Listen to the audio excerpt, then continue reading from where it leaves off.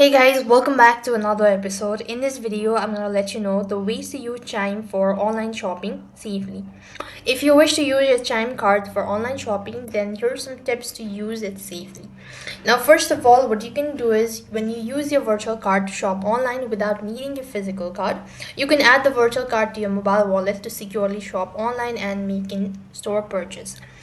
Likewise, to secure your account, you could enable two-factor authenticator. So to enable your two-factor authentication, you just have to go to the settings from the mobile app itself, and you need to go to security and privacy. When you go to security and privacy, you can find this option as two-factor or 2FA.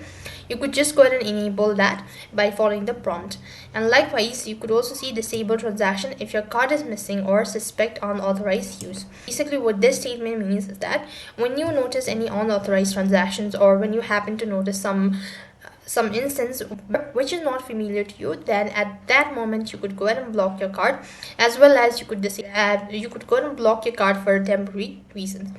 Next thing is that you could go and report unauthorized transactions. So when you see this in state, or when you are in this situation, you can directly contact the support team, let them know about it, and they will be able to inform you regarding this matter.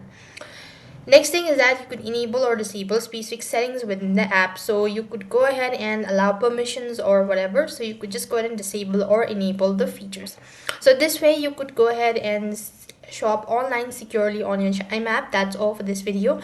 I hope the video was helpful. Make sure to like, share and subscribe to our channel. Thank you for watching. See you in the next video.